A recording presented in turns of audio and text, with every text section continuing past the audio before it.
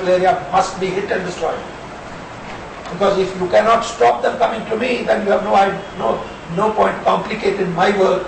The pilot will take long time to find out if it is my tank or enemy tank or this tank or that tank, and the whole thing will be wasted. So that lucky for us that we had no problem and we shot through. But this conference, I still hold it against the army that we were the people who fought the war.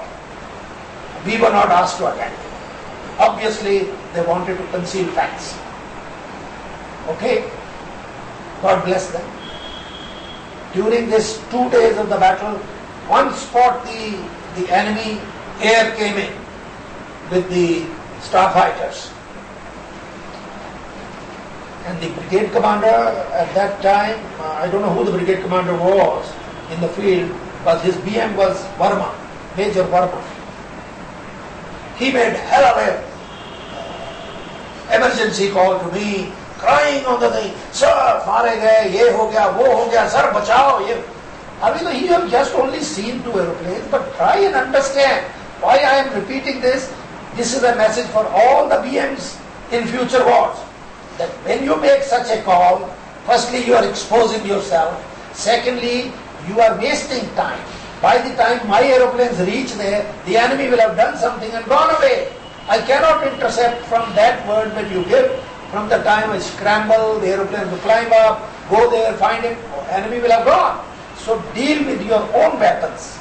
Don't howl and shout, mar gaye to ye ho gaya, wo ho gaya. Deal with the enemy if it is there. But no enemy came up to the airfield.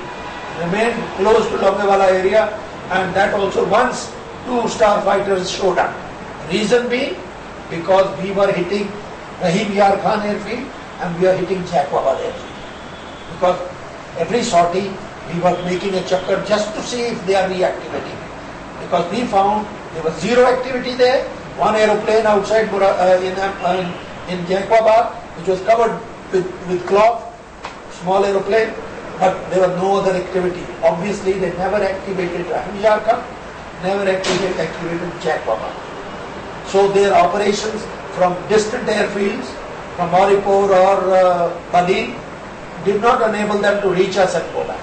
So with the result, the air power. I carried out later on some investigations into it and found that Yahya Khan knew that Bangladesh is falling. He was the president of the country in Pakistan, and he knew that 91,000 prisoners would be lost there, they would surrender. So he made a gamble, calling this plan as Yahya Khan's unique plan, to carry out a daring drive in the period of darkness only. One night travel, only during the night, reach Jaisalmer and capture it, and capture 30,000-40,000 people. So that you can bargain that you got 90,000, I have got 40,000. So what can you do? So this was his move, the daring move that he made. But unfortunately, the move failed. Why it failed? With hindsight, I can talk. Obviously, they got less time to prepare for it. Secondly, they had no balloon tires to travel in the sand. They came with normal tires on the vehicles. They got bogged down in that near Longewala area, where the sands are, there are no tracks built on the Pakistani side. We have built roads.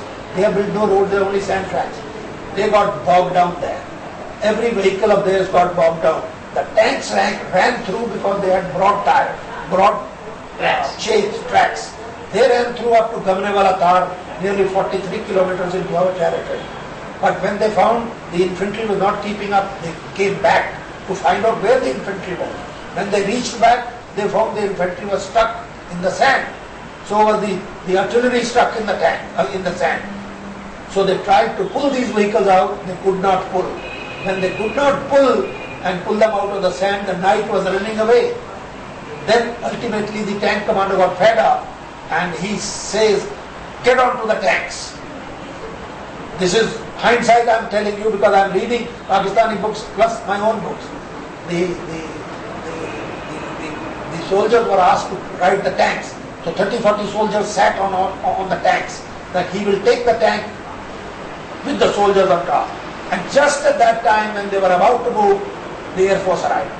and we knocked them out sitting on the tanks. And the unfortunate part was that these tanks carried a barrel of fuel at the back, thinking that they are going to Jaisalmer, on the way they might need fuel. So they had tied barrels on top. With one bullet, it was lighting up.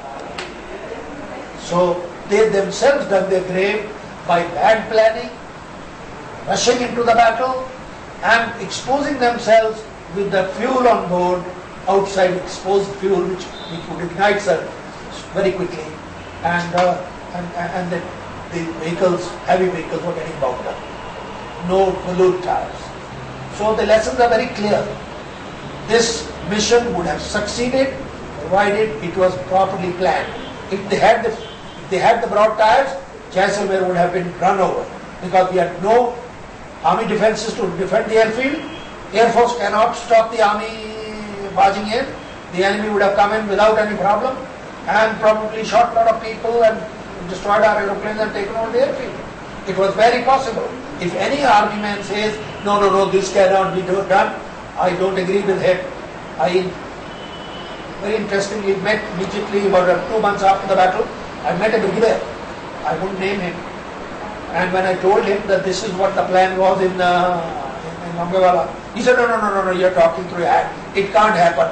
Nobody can plan a thing like this. So I had to leave it at that. I said that this man will not understand, because he does not believe in anything outside the normal. This was a daring attack, just a gamble, which would succeed, it would give them dividends. It didn't succeed because of the reasons I've stated. So the battle ended that way, and I came back home after about a month after the battle. I returned home to Jaisalmer, and that's the end of it. I got congratulatory messages from every general, every admiral, and every Air Force senior officer congratulating me. Now when I find the College of Combat teams are taken there, and some briefing is given, and they're trying to grab that victory, they must remember that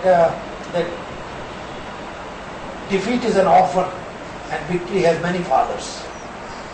This is what they're trying to pretend and do that. Even the BSF has put a plaque there saying that we shot those tanks. If you see Dharamveer, who was only a patrol chappie in front, who was on the border with a revolver in his belt, he claims that he shot the 62 tanks. Now what can you say to this when we should, as a professional force, sit down and draw lessons from it, not try and grab glory for it.